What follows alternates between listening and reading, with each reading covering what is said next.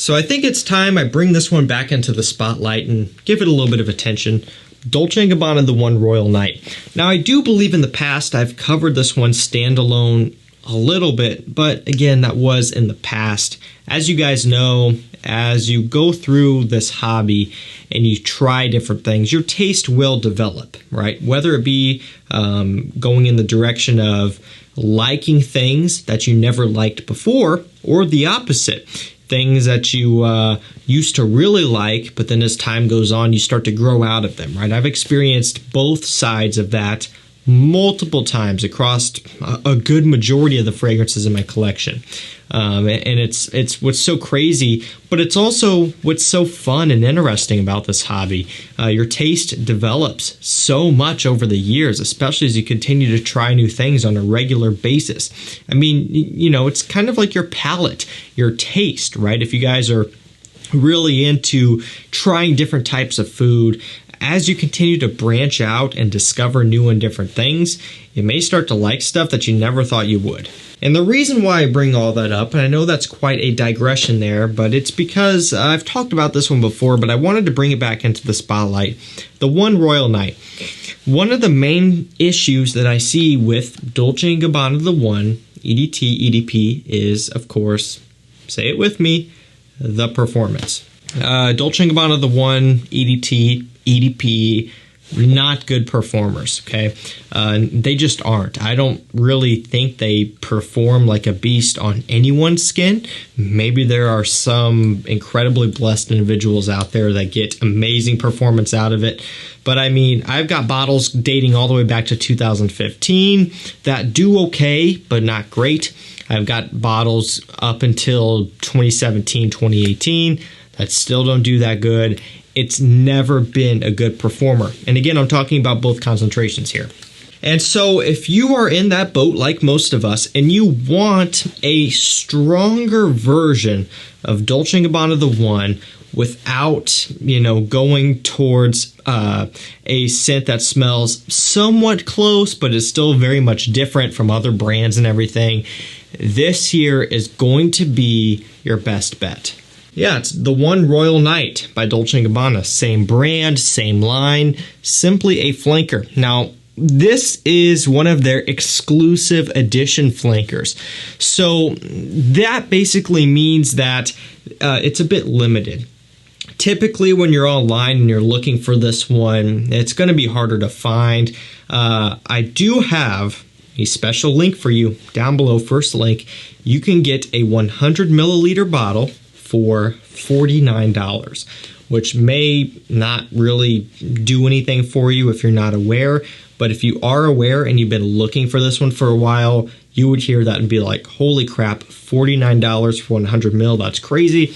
Because let me tell you something, for the longest time, you would be hard pressed to find this one for under $70 for 100 milliliter. A lot of times $80, $90 for 100 milliliter, but you can get this one for that price I just mentioned.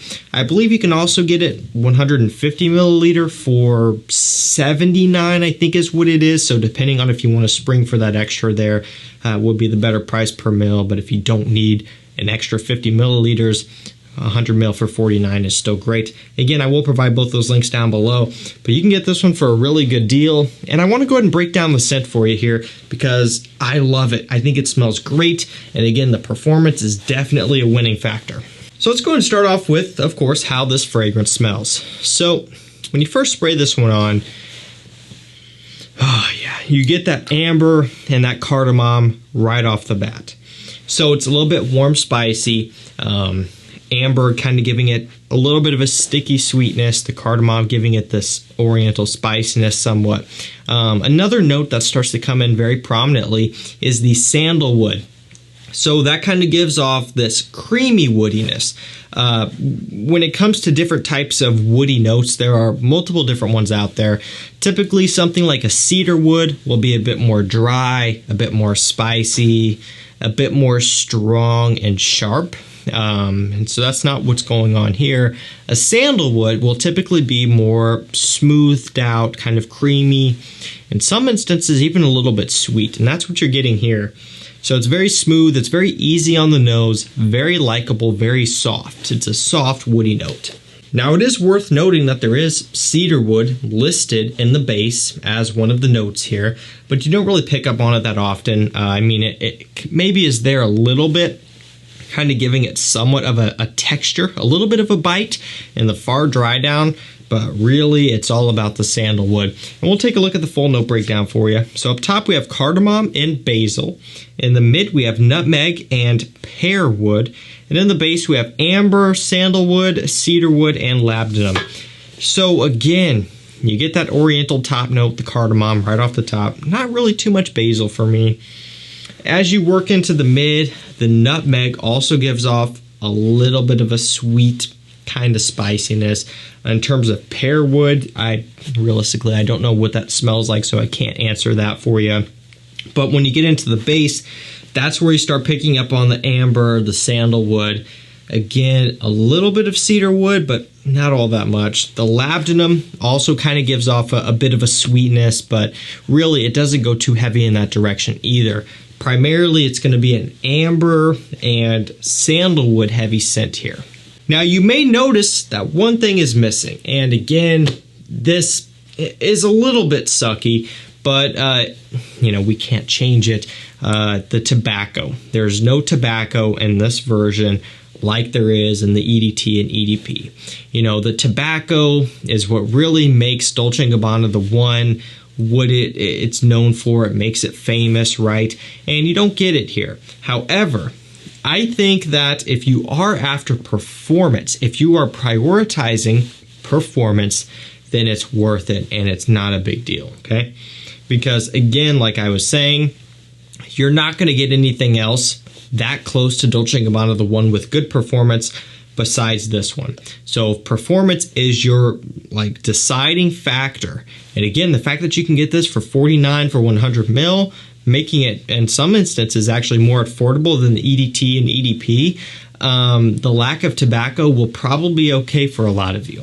But again, it does suck that it's not there. I get that they had to tweak this one to make it different, of course, than the original.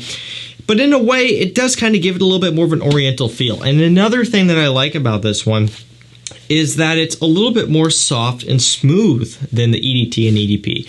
So one thing I've said often is that Dolce & Gabbana The One is one of the best date fragrances for men on the market in terms of designers. I've said that before, and I still stick by that wholeheartedly. La Nuit de l'Homme, Dolce & Gabbana The One, two of the best date fragrances that you can buy as a man on the designer side. Seriously, love those fragrances, even though they've both been reformulated. That being said, this one is even more soft and smooth than both of those fragrances. So in a way, this one would also be a really nice contender for a date night because it's not going to be too sharp or too strong or too peppery like Dolce & Gabbana The One with that tobacco note. So in a way, for some of you out there who want to play it ultra safe, the One Royal Night would be the way to go. And that may seem a little bit counterintuitive because, again, if you look at the front of the bottle here, it is the exclusive edition. And so you may view this one to be more challenging on paper. You're like, okay, this may be a little bit different, maybe harder to pull off, so on and so forth.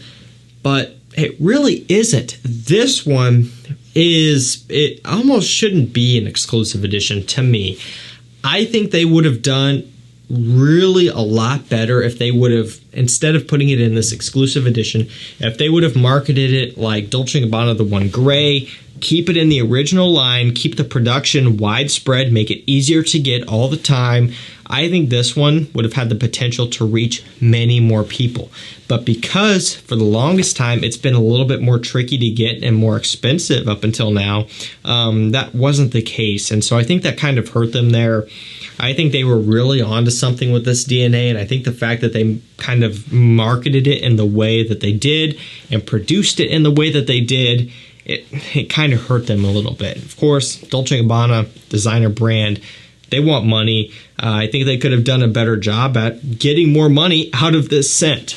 And so with that being said, I think it's a great one. I've been talking about this one for a long time, all the way back in my channel. I mean, you can go look. It's made it in a lot of videos, a lot of lists. And during those times, you know, it was $70, $80 for 100 mil. Sometimes, or oftentimes, out of stock. Couldn't even buy it when I was talking about it, but I was still bringing it up because I enjoyed it. The fact that you can get this one for a lower price now is pretty remarkable. Probably not going to stay that way for long, so if you want to grab this one for a steal, I would link it up down below and I would have you pick it up. Very nice stuff. Talking about that performance, 8 hours at a minimum. Good performance, good longevity here. It's not going to disappear on your skin within 4 to 5 hours, 6 hours, like a lot of people get from the one EDT, EDP. 8 hours at a minimum. Oftentimes for me, it'll stretch into that 9-10 hour mark. Now, with that being said, not a projection beast, okay? Not going to be, really none of the fragrances from this line are going to be, still going to be soft, but yet not too soft, not a skin scent. It leaves a nice trail in the air. It's something that will still get you noticed and still get you compliments. You know, to me, this one is a little bit of a hidden gem. You know, again, if you guys are a big fan of the channel here, or you've watched a good amount of the videos, you would be fully aware of this one. But outside of that, and outside of the fragrance community, no one is really talking about this, because we all know that Dolce Gabbana the One, EDT, EDP, I feel like I've said that a million times, but we are talking about those. The Dolce Gabbana the One fragrances have made themselves very much popular outside of the community. People know them, people wear them, people talk about them. No one is talking about the One Royal Night. So this is your opportunity to get in on that DNA with a little bit of a different twist with way better performance. Alrighty guys, I think that's going to do it for me. My little breakdown on the One Royal Night. Again, you know, this one, especially at this price point, is so hard to pass up that I wanted to go ahead and do a quick little coverage on this one and kind of really dive in a little bit more. You know, it's one that has been a little bit hard for me to recommend consistently, given the fact that it's not in stock for a decent price all that often. But when you can get this one for a deal like this, it's definitely worth it. Alrighty, I think that's going to do it for me. Let me know your thoughts on the One Royal Night down below. Again, I will link it up down below for you.